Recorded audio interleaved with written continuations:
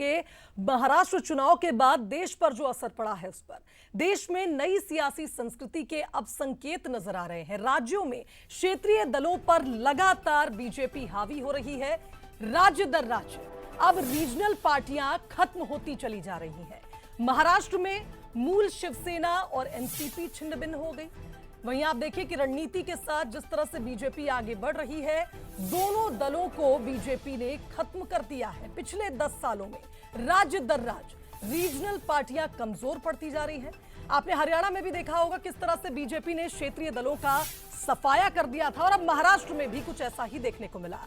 बहरहाल केंद्र में कांग्रेस और राज्यों से रीजनल पार्टियां बीजेपी का मुख्य निशाना है और जिस तरह से लगातार ये रीजनल पार्टीज खत्म होने की कगार पर है, देखना होगा कि आने वाले भविष्य में सियासी संस्कृति किस तरह से देश की बदलती है, क्योंकि महाराष्ट्र चुनाव में इसके संकेत मिल गए।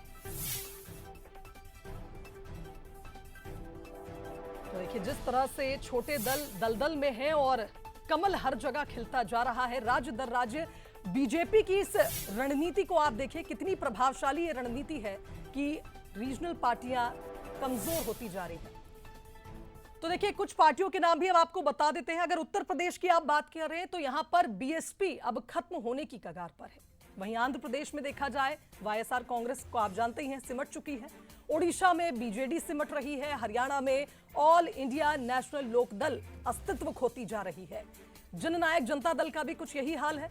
जम्मू कश्मीर की अगर बात करें तो यहां पीपल्स डेमोक्रेटिक पार्टी अपना अस्तित्व खो रही है। पश्चिम बंगाल में तृणमूल कांग्रेस, ममता दीदी की पार्टी जो लगातार धीरे धीरे अब एक्सटिंक्ट की ओर है। और तमिलनाडु की अगर बात की जाए तो यहां पर बीजेपी की नजर डीएमके पर है। कुल मिलाकर निशाने पर रीजनल पार्टियां हैं और बीजेपी की रणनीति इसके पीछे एक मुख्य वजह है जो अलग अलग राज्यों में काफी प्रभावशाली नजर भी आई है। और हाल ही में आप देखिए महाराष्ट्र चुनाव में भी इसका असर देखने को मिला। तो देखिए राज्यों में बीजेपी की क्या रणनीति है। नेशनल के साथ रीजनल मुद्दों पर भी बीजेपी का फोकस हमेशा से आपने देखा होगा। क्षेत्रीय दलों के नेताओं को पार्टी में शामिल कर रही है बीजेपी। राज्यों में अपने हितों से भी समझौता कर लेती है और जमीनी स्तर पर वार्डों में संगठन मजबूत करना बीजेपी का एम है।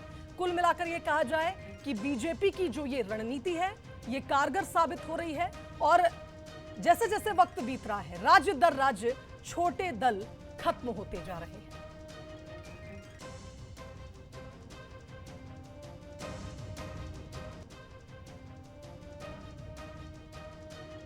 तो देखिए लगातार राज्यों में क्षेत्रीय दल जिस तरह से खत्म होते जा रहे हैं। महाराष्ट्र चुनाव की अगर आप बात करें तो यहां पर आपने देखा होगा कि जब एनसीपी और शिवसेना दो गुटों में बटी तो इसका जो एक तरह से कहा जाए लीड वो बीजेपी को मिला। और इस चुनाव में जिस तरह से बीजेपी ने प्रदर्शन किया, कहीं ना कहीं ये साफ नजर आया कि बीजेपी की हरियाणा वाली रणनीति महाराष्ट्र में भी कारगर साबित हुई और न सिर्फ महाराष्ट्र तक ये सीमित रहेगी, आने वाले दिनों में अन्य राज्यों में भी बीजेपी की इस तरह की जो रणनीति है वो काम करती नजर आएगी। हमारे साथ न्यूज हेड शरद द्विवेदी जी इस खबर पर फोन लाइन पर जुड़ गए, उनका रुख कर लेते हैं। शरद जी, जिस तरह से हम देख रहे हैं लगातार हमारे देश में रीजनल पार्टियां एंडेंजर्ड स्टेज पर पहुंच चुकी हैं और कारण हम सभी समझ पा रहे हैं, बीजेपी की रणनीति काफी प्रभावशाली। क्या वो दिन दूर नहीं जब हमारे देश में भी द्विदलीय प्रणाली को हम देखेंगे जैसे यूरोपियन कंट्रीज में देखते हैं? शुभांगी, ये कहना तो अभी मुझे लगता है कि थोड़ा जल्दबाजी होगा, क्योंकि दक्षिण का जो चरित्र है दक्षिण भारत का वो एकदम भिन्न है। और दक्षिण भारत में हमेशा से रीजनल पार्टीज का एक अलग, क्योंकि वहां पर लीडर वर्शिप जो है वो बहुत जबरदस्त होती है। और यही वजह है कि आप देख रही हैं कि अभी अभी एक और बड़े दक्षिण भारत के अभिनेता जो हैं थलपति, उन्होंने भी अपनी पार्टी रीजनल पार्टी लॉन्च की है। तो दक्षिण भारत का चरित्र जब तक है, मुझे नहीं लगता कि रीजनल पार्टीज का कहीं ना कहीं ताकत और शक्ति कमजोर होगी। और इसी तरह पश्चिम बंगाल एक ऐसा स्टेट है जहां पर भी रीजनल पार्टीज का दबदबा इस उपचुनाव तक हमने बरकरार देखा है। लेकिन उत्तर भारत में जहां दल बदलना, जहां प्रतिबद्धता का निकट लगातार कमजोर होना और टूट फूट का निरंतर छोटे दलों का रीजनल पार्टीज का अवसरवादी चरित्र होना, ये सारी चीजें जरूर बीजेपी के लिए एक इनरोड देती हैं। जी। सबसे बड़ी गलती उद्धव ठाकरे ने की महाराष्ट्र में, जिन्होंने अपने चरित्र के साथ खिलवाड़ कर लिया। बिल्कुल। वो जो जिस हिंदुत्व शक्ति के प्रतीक बनकर शिवसेना महाराष्ट्र में उभरी थी, और जो रीजनल कल्ट उसका था, जो आपला मानुष, मराठी मानुष, ये जो बातें थी, उससे समझौता किया और बीजेपी को एक बहुत बड़ी सुरंग मिल गई, सुराख मिल गया वहां से, जिसको उसने एक बड़ी सुरंग में बदल दिया। और यही वजह है कि आज उद्धव ठाकरे 12 सीट्स पर खड़े हैं। जो मन से है राज ठाकरे, उनका खाता ही नहीं खुला। जो हिस्टोरिकल है 125 या 129 सीटों पर चुनाव लड़ने वाली महाराष्ट्र नवनिर्माण सेना का खाता नहीं खुलता है। उत्तर प्रदेश में बहुजन समाज पार्टी साफ हो जाती है।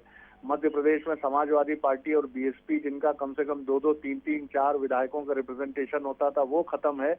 लेकिन इसके लिए उत्तर भारत की रीजनल पार्टीज की अंधी महत्वाकांक्षा और अवसरवादी चरित्र जिम्मेदार है, जिसका फायदा बीजेपी ने उठाया है।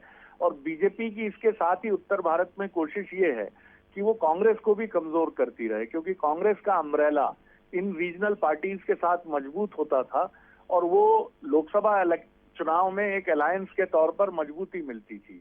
तो वो लगातार ये कोशिश कर रहे हैं, कितने कामयाब होंगे ये तो वक्त बताएगा, लेकिन बीजेपी अपनी इस मुहिम में जुटी है। जी बिल्कुल सही कहा शरद जी आपने, बीजेपी अपनी मुहिम में जुटी है और निश्चित तौर पर बीजेपी को उसके जो परिणाम है वो भी बहुत ही ज्यादा पॉजिटिव मिल भी रहे हैं, क्योंकि लगातार आप देखिए जब पार्टी एक लाइन पर चलती है तो उसका फायदा पार्टी को मिलता है और पार्टी और मजबूत होकर आगे बढ़ती है। फिलहाल बहुत शुक्रिया आपका बातचीत के लिए। तो कुल मिलाकर ये कहा जाए कि नई संस्कृति हमारे देश में सियासी संस्कृति को मिलने के संकेत लगातार नजर आए हैं और आप देखिए महाराष्ट्र चुनाव उसकी बानगी करता हुआ दिखा। बहरहाल आगे बढ़ेंगे।